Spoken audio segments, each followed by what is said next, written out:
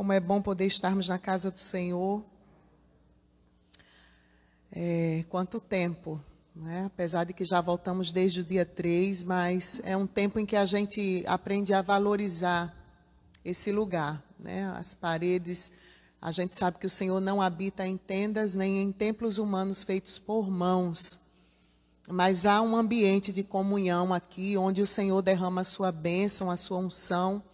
E mesmo a gente tendo aprendido, né, com toda esse excesso tecnológico que nos favoreceu também, e certamente vai ficar algumas dessas coisas para que a gente utilize bem, mas nada substitui o ajuntamento santo, né, onde o povo de Deus está e o Espírito do Senhor tem liberdade para trabalhar em nosso meio e para nos unir a cada dia mais pela sua graça. Amém?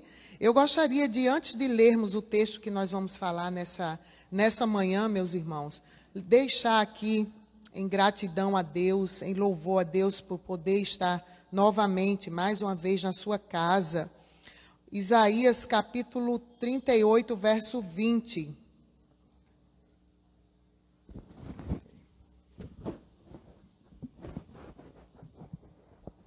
Tem muito vermelho e preto por aqui, né? Acho que isso é proposital, viu?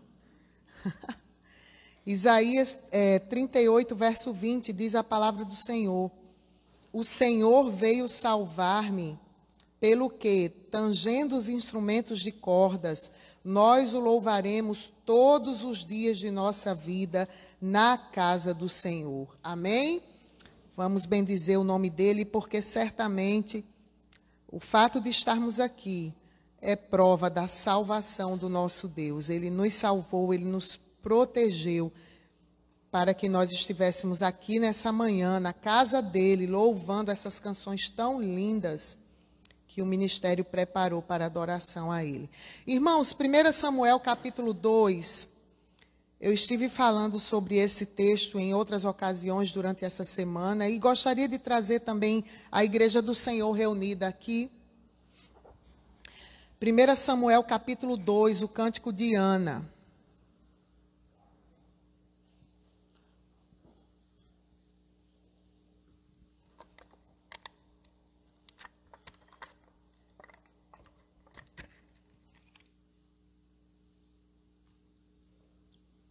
Quero também, cumprimentar os irmãos que estão aí nos acompanhando pelas redes sociais, que o Senhor possa abençoar o dia de cada um dos irmãos. 1 Samuel capítulo 2, diz a palavra do Senhor: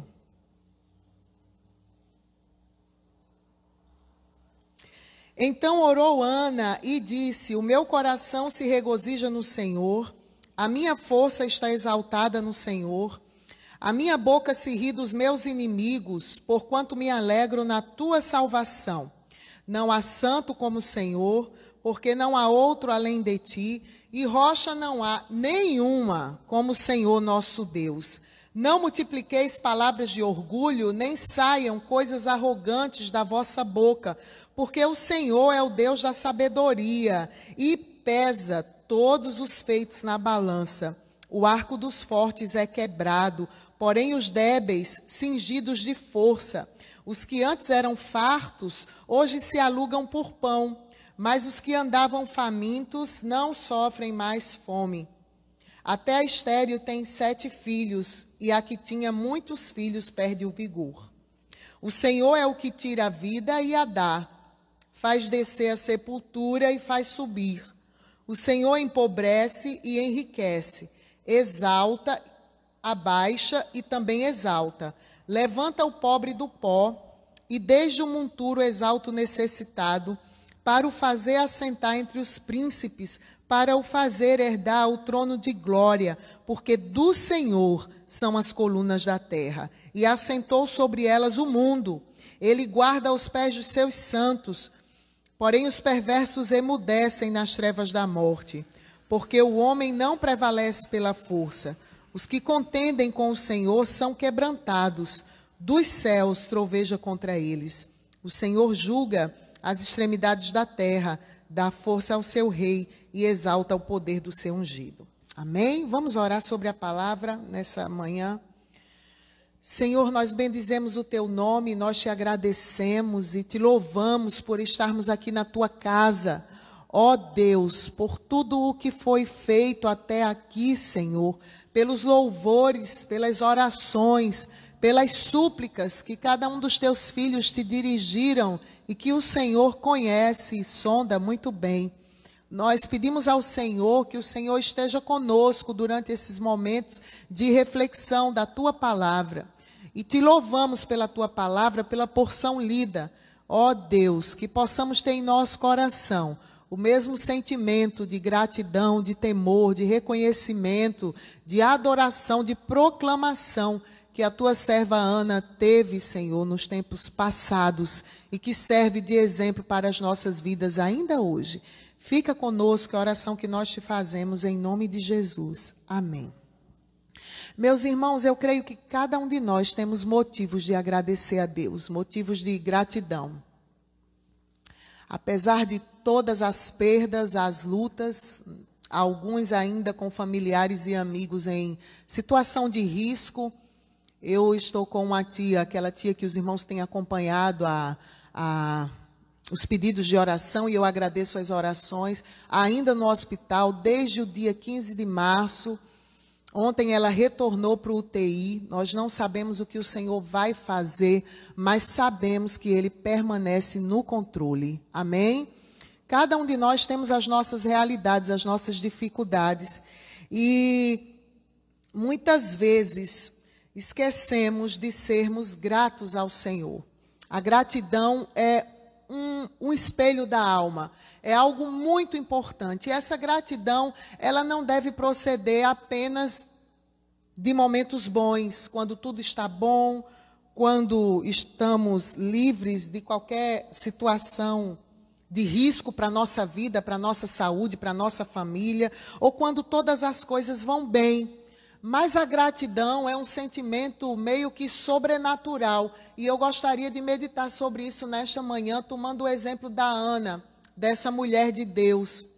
É bem verdade que todos nós somos seres desejantes e somos inconformados. Nós vivemos dias em que se canta, o melhor de Deus está por vir, não é? Quantas igrejas, quantos de nós não levantamos as nossas mãos e declaramos que o melhor de Deus está por vir, que Deus tem coisas boas para a minha vida, que eu vou apenas conquistar, eu não sou cauda, eu nasci para ser cabeça. E aí vamos saciando os nossos desejos dia após dia, oramos a Deus por um emprego, conseguimos aquele emprego, depois de algum tempo a gente percebe que não era o que nós queríamos, e aí murmuramos, e aí vamos conseguir um bem material e percebemos que o desejo foi saciado, não é o que a gente queria, então a gente vai em busca de algo mais e nos esquecemos que em meio a tudo isso há um exercício que precisa ser feito. Se a nossa igreja, se nós costumamos cantar que queremos o melhor de Deus, que Deus deve nos restituir, né? Restitui, eu quero de volta o que é meu, Senhor. Se o tempo todo a gente está nessa visão egoísta, de só pensar mais em nós mesmos, nos nossos desejos, nos nossos planos, eu gostaria de convocar os irmãos, primeiramente a mim, juntamente comigo nessa manhã, para nós nos desafiarmos, enquanto servos desse Deus, a entregar o nosso melhor para Ele. Será que eu e você estamos dispostos a entregar o nosso melhor a Deus? Nós lemos a história de uma mulher atribulada, sofrida, que foi Ana, todos nós conhecemos, capítulo 1 de 1 Samuel, narra a realidade dessa mulher, a luta que ela teve, o seu desejo, o seu sonho de ser mãe. E nós entendemos que Ana, ela foi um exemplo de gratidão a Deus, porque ela soube entregar para esse Deus, que lhe deu o presente, Samuel, o seu melhor. Aquilo que ela tinha de melhor, de mais precioso na vida, aquilo que era o fruto de todo o seu desejo, que foi o seu pequeno Samuel. No entanto, Ana esqueceu de todas as suas prerrogativas egoístas e levou aquele menino para Deus, entregou aquele menino no altar do Senhor. Meus irmãos, Deus dirige a história, amém?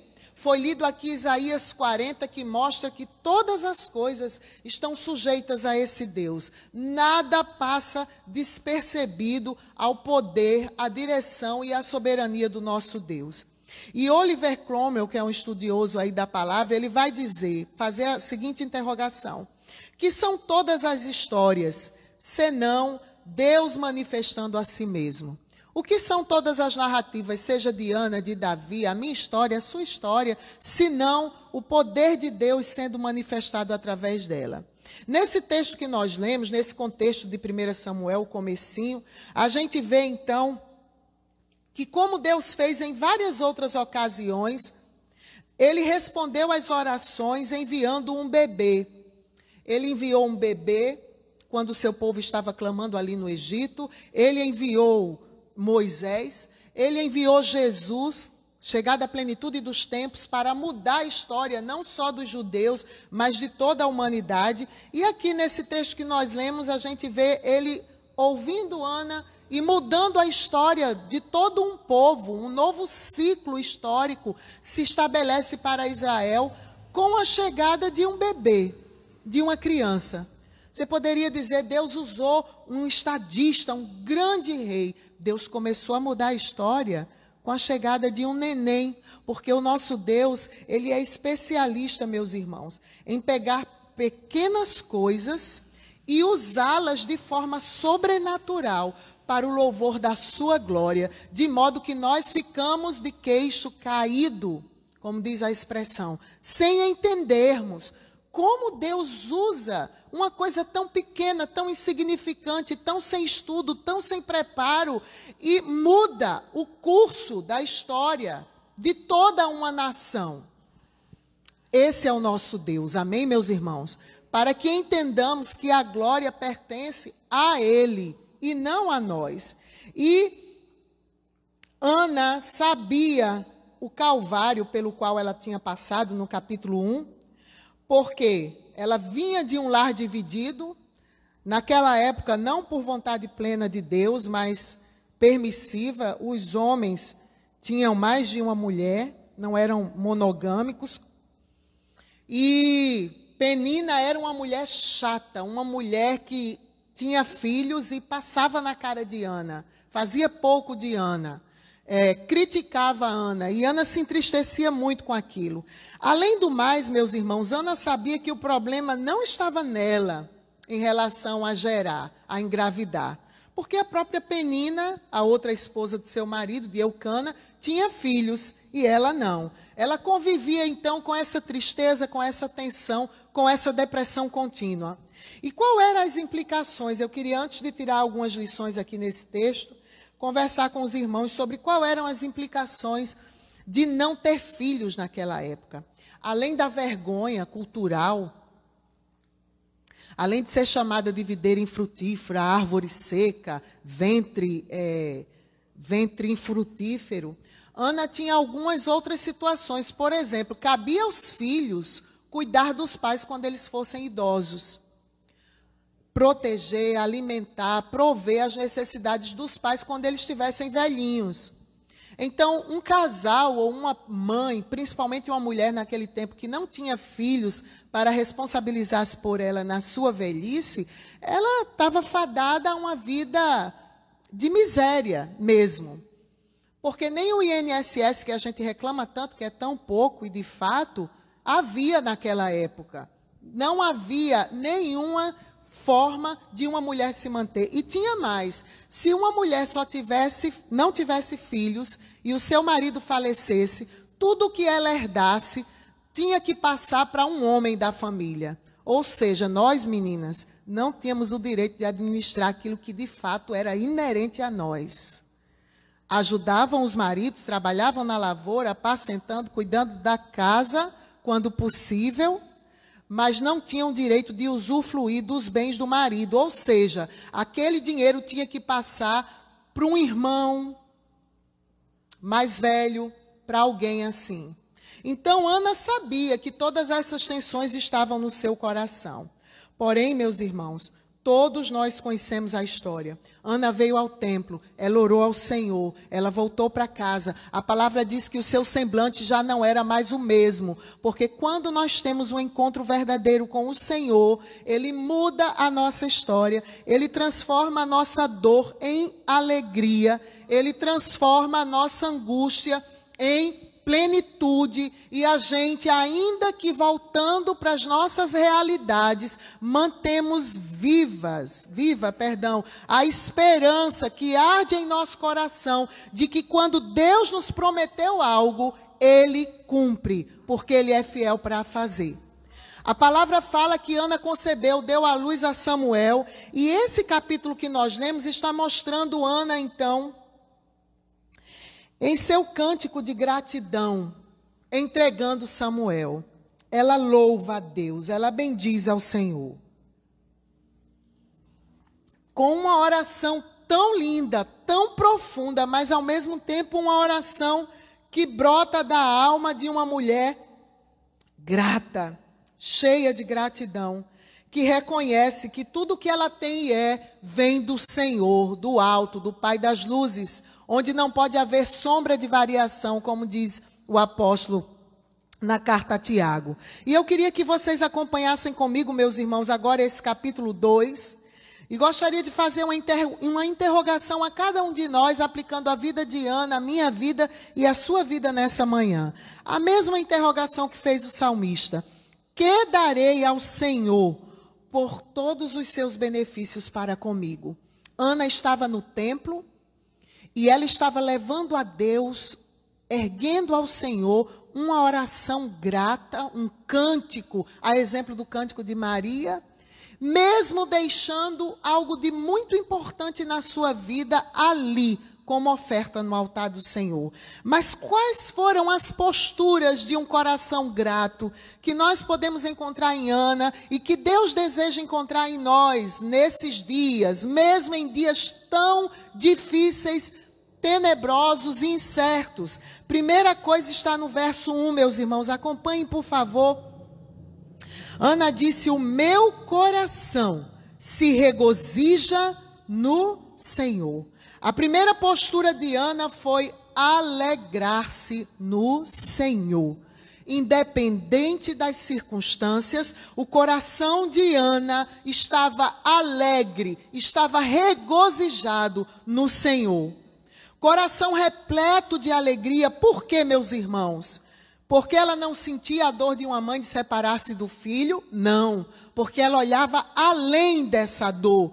Ana sabia que Deus faria grandes coisas pelo seu povo, por Israel, e que aquele menino, Samuel, era parte do plano divino do Senhor para a história. Deus recebe, meus irmãos e irmãs, o louvor e a adoração. Mas o mundo não entende a relação entre louvor e sacrifício. Muitas vezes, uma atitude de louvor a Deus, ela é sacrificial. Ela requer de nós renúncia. A maior forma de adoração que você pode dar a Deus é a sua confiança nele. Quando Deus apareceu para Abraão e disse a Abraão: toma o teu filho, o teu único filho, fez questão de dizer que era o único, né? Isaque, e vai oferecê-lo em sacrifício. Deus olhou para o coração de Abraão naquele gesto de louvor sobrenatural, irmãos, porque Abraão confiou que Deus era poderoso para trazer a vida do seu filho de volta. E se ainda assim não o fizesse, louvado fosse para sempre o nome desse Deus. O mundo não entende a relação entre adoração, louvor e sacrifício. Mas antes de ir para o jardim, vamos nos lembrar aqui, meus irmãos, antes de ir para o jardim, para soar gotas de sangue e entregar a sua vida de forma tão cabal por nós na cruz, Jesus cantou um hino. Isso está registrado nos evangelhos. Paulo e Silas, machucados, feridos, sacrifício vivo ali a Deus, no próprio corpo deles, eles cantaram hinos de louvor ao Senhor, antes do milagre acontecer, as portas serem abertas e os servos ficarem livres, carcereiro ali, poder reconhecer que Deus era Deus. Os grandes milagres, meus irmãos, são antecedidos por um sentimento de gratidão, de ação de graças.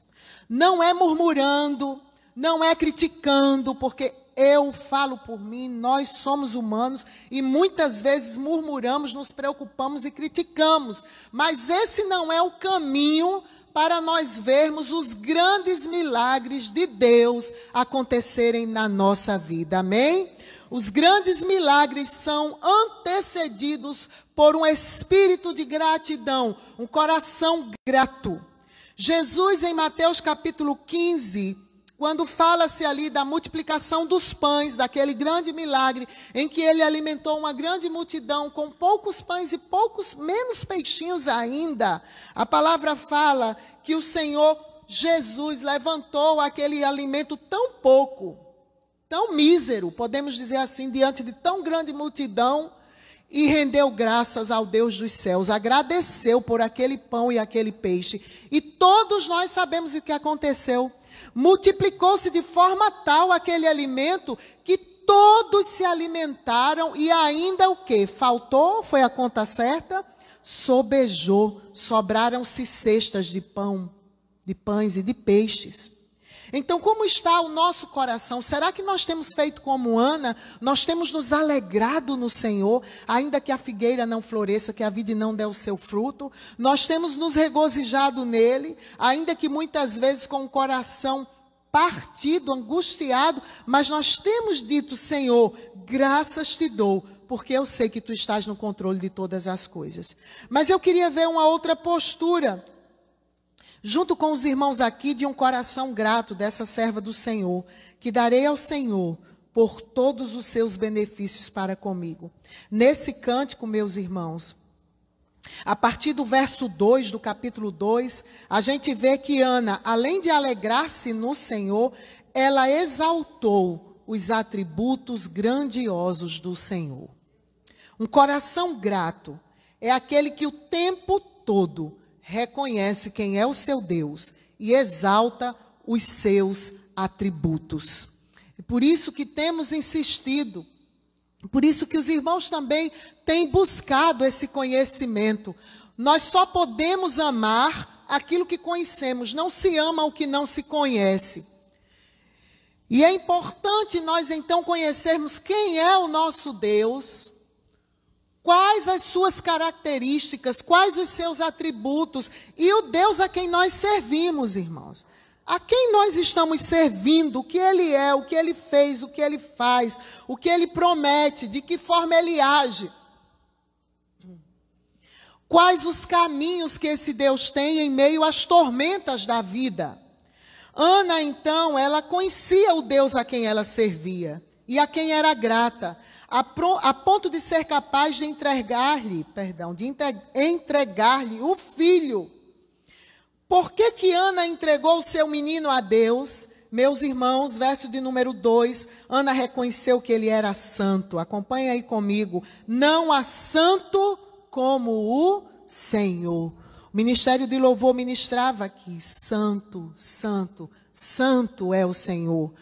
Os serafins em Isaías capítulo 6 tinham 6 asas, com 2 cobriam seus rostos, com 2 voavam demonstrando serviço e com 2 cobriam os seus pés, e eles proclamavam constantemente essa santidade. Santo, santo, santo é o Senhor. O que significa isso, meus irmãos? Significa que o nosso Deus é inteiramente reservado, separado, não há traço humano nenhum que possa ser encontrado no nosso Deus, porque Ele é santo.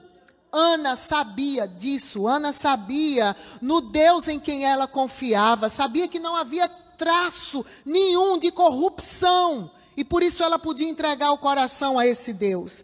Ana também entregou aquele menino e a sua vida a Deus em gratidão, porque ela reconheceu um outro atributo. Ela percebeu que esse Deus, além de santo, é imutável. Vejam ainda o verso de número 2. Não há rocha nenhuma como o Senhor nosso Deus. Rocha é algo que não se altera.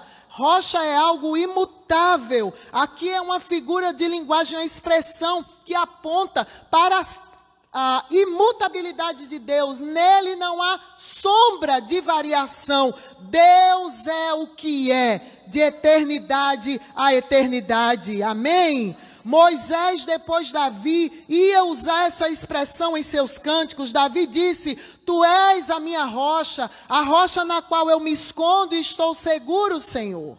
Meus amados, nós não servimos a um Deus feito por mãos humanas, capaz de ser derrubado. Cuidado para não derrubar o altar, não toca no altar que ele cai. O nosso Deus está nos céus, amém? E ele é imutável. Nós temos razões para sermos gratos, porque o nosso Deus é puro, o nosso Deus não se abala. Malaquias capítulo 3, verso 6, você vai encontrar o profeta dizendo, inspirado por Deus, ele diz: porque eu, o Senhor, não mudo. Amém? Não é uma pandemia, por piores que sejam as suas consequências, que altera o poder do nosso Deus. Ele continua no controle. Ana continuou exaltando os atributos do Senhor no verso 3, meus irmãos. Ana reconheceu que Deus, além de ser santo, imutável, ele era um Deus sábio, cheio de sabedoria. Sabedoria que ser humano nenhum na terra, pode ser o PhD, o mais estudioso, jamais poderia chegar aos pés da sabedoria desse Deus. Diz aí a palavra do Senhor, no verso de número 4, não multipliqueis palavras de orgulho, finalzinho do verso, porque o Senhor é o Deus da sabedoria. Meus queridos, nós precisamos ter cuidado com as nossas palavras. As pessoas têm que ter cuidado do que falam e como falam. Cuidado com a arrogância, com a murmuração. Certamente Ana estava trazendo à memória aqui as falas arrogantes da sua adversária Penina, que o tempo todo passava por ela, mostrando a barriga, os filhos e humilhando a serva do Senhor. Não há lugar para o orgulho e a arrogância humana diante da presença do Santo. Amém? Enquanto Penina arrotava palavras de arrogância, Ana balbuciava aos pés do sábio, do Todo-Poderoso, orando, entregando a sua vida a Ele, que só Ele pode fazer o que ser humano nenhum pode fazer. Uma outra característica, um outro atributo de Deus que Ana bendice aqui no texto e que nós, como servos gratos ao Senhor, devemos bendizer, meus irmãos, adorar e agradecer por isso, é que Ele é o justo juiz. Ele julga os atos humanos. Está dito aí, nos próximos versos, verso 3, o finalzinho, ele pesa todos os feitos na balança. Ele é juiz. Pode ser que outros nos entendam mal. Pode ser que outros tenham pensamentos malignos, como teve Eli, achando que Ana era uma adoradora de Baal, uma bêbada. Isso pode acontecer na tua vida também. Pessoas vão te entender de forma equivocada, vão julgar você. Mas confie nesse Deus que sempre agirá em justiça. Amém? Sempre. Mas cedo ou mais tarde, a justiça do Senhor se efetivará na minha e na tua vida, como se efetivou no coração de Ana. Ana também, meus irmãos, rendendo sacrifícios de gratidão a Deus, além dela alegrar-se no Senhor, além dela reconhecer os atributos divinos, graciosos, maravilhosos do nosso Deus, Ana também reconheceu a sua graça. Isso está dos versos 4 ao verso 8. Mais uma vez eu faço a pergunta: o que darei ao Senhor por todos os benefícios que Ele tem para comigo? Alegrar-me-ei no Senhor, exaltarei os atributos grandiosos dEle, e agora reconhecerei a sua graça. Meus irmãos, Deus é um Deus cheio de graça e de misericórdia. Amém? E com frequência, Ele faz coisas que nos surpreendem. Basta ver os testemunhos dos irmãos, as coisas grandiosas que o Senhor faz. Dos versos 4 ao verso 8, nós já lemos, Ana, vai descrever alguns atos do Senhor. E ela estava mostrando, olha, arrogantes, incrédulos, entendam que o meu Deus, ele tem o poder de virar tudo de cabeça para baixo. É coisa muito poderosa, meus irmãos. Ana vai dizer o seguinte no verso 4. O arco dos fortes é quebrado. Os que tinham muito pão na mesa tinham fartura e eram arrogantes. Hoje andam famintos. E os que tinham fome não têm mais fome porque Deus supriu. Ele pegou a mulher que não podia gerar, que não podia ter filhos. Deu 7 filhos. Aqui não tinha. E a que tinha muitos filhos está cansada de tanto cuidar de criança, que dá um trabalho, né? Estava cansada lá, cuidando de filhos, e aqui não tinha, ganhou. O Senhor tira a vida, dá, faz descer a sepultura, faz subir. É Ele quem empobrece, quem enriquece. É Ele quem pega aquele que está sendo humilhado e o coloca para sentar no meio dos príncipes. E isso é coisa grandiosa. Você crê nisso, meu irmão? Amém? Você está sendo humilhado hoje? Seja grato. Deus sabe o que faz e a gente não sabe o que diz. Amém? Ana descreve nesses atos esse poder de Deus de fazer coisas grandiosas. Precisamos ter esperança, meus irmãos. Tem uma canção que nós cantamos aqui que eu acho muito linda. Nunca me deixes esquecer que tudo que tenho e tudo que sou e o que vier a ser vem de ti, Senhor. Nunca nos esqueçamos disso, amém? Nunca. Você pode estar no topo, mas você também pode estar nos dias de nada, de lua, de tracinho fino. Nunca esqueça de ser grato ao Senhor. Nós estamos caminhando aqui para a conclusão, meus irmãos. Uma outra atitude que Ana teve, que partiu de um coração grato a Deus, foi que ela louvou ao Senhor pela sua proteção. Amém? Isso está no finalzinho do verso 8 e o verso 9. Que darei ao Senhor por todos os benefícios para comigo, seus benefícios, alegrar-me-ei no Senhor, reconhecerei, louvarei os atributos grandiosos de Deus, louvarei a sua graça e agora louvarei pela sua proteção. Ana disse nesse cântico tão poderoso, tão lindo, que o Senhor, finalzinho do verso 9, do Senhor são as colunas da terra. E foi Ele, irmãos, quem as assentou, quem assentou sobre elas o mundo. Nosso Deus está no controle, amém? Está. Ele guarda os pés dos santos. Ele guarda os pés dos santos. Mas quem não confia nele emudece nas trevas da morte. E eu gostaria de dizer que Ele guarda os pés dos santos não apenas no âmbito físico. Porque quantos de nós não partiram com essa leva pandêmica? Quantos de nós não morreram?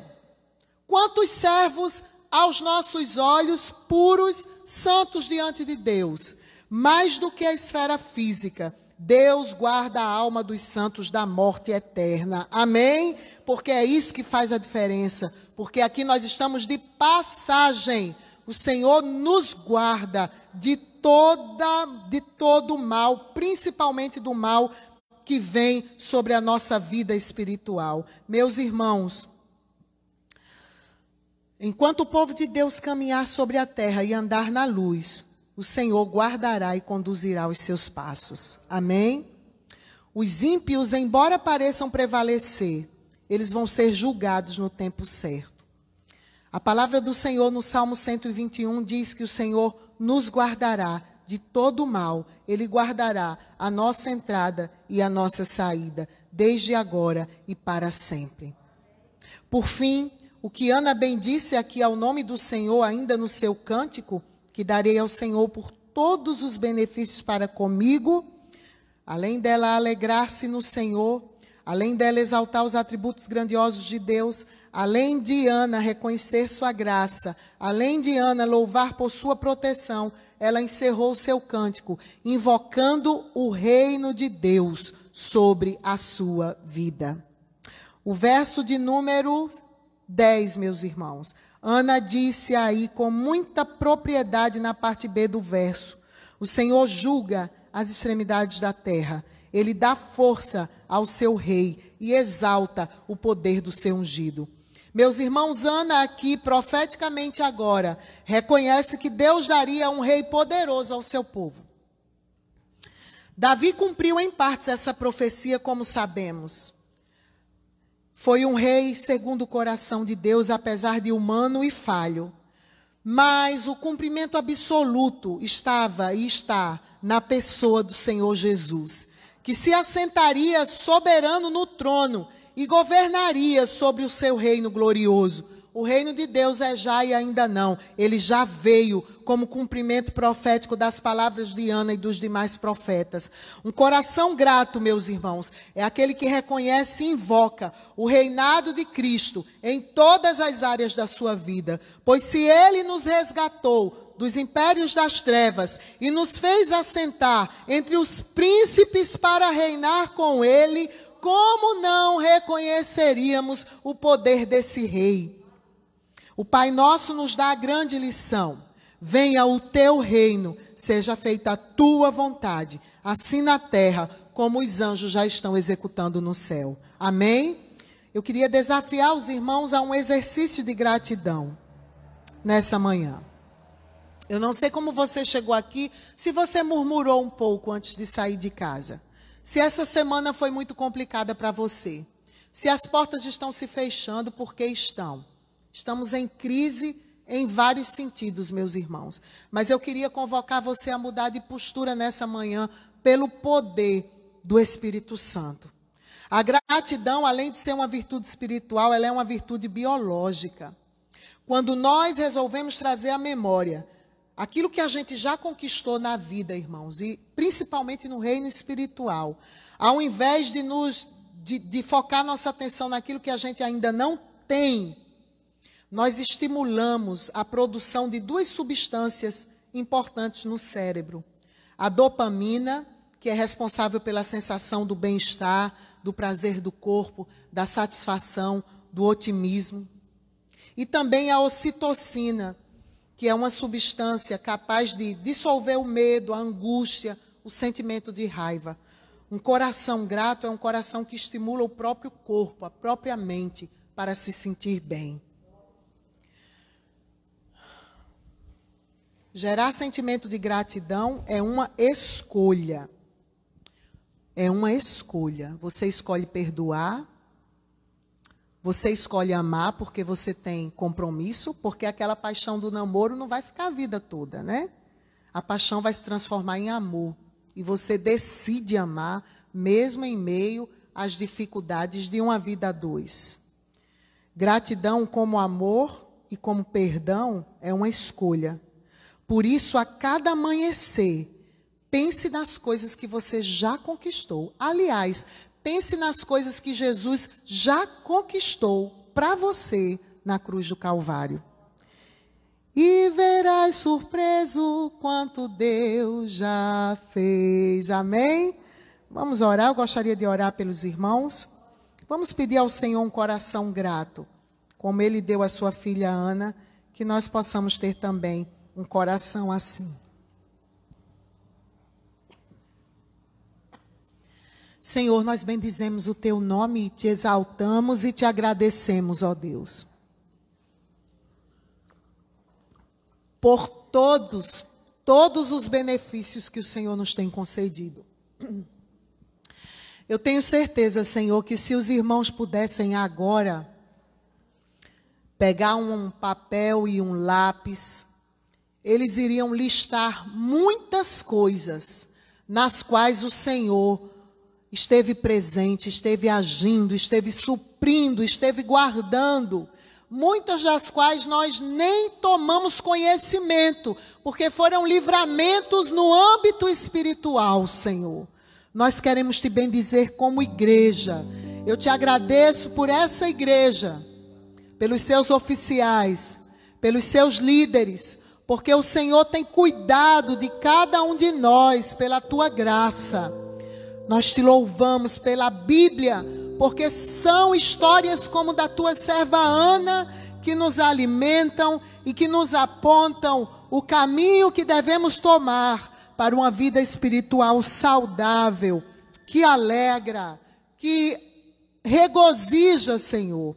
Regozija-se no teu nome que é santo. Fica conosco nesse dia. Não nos deixa voltarmos para casa com sentimentos ingratos. Nós queremos sair daqui do teu templo, da tua casa, Senhor, cheios de gratidão por todos os livramentos, pelas bênçãos, mas também pelas lutas, pelas dificuldades, porque elas nos aproximam do Senhor. Fica conosco, recebe a nossa adoração. É assim que nós te oramos, em o nome de Jesus. Amém. Amém, meus irmãos. Podeis sentar.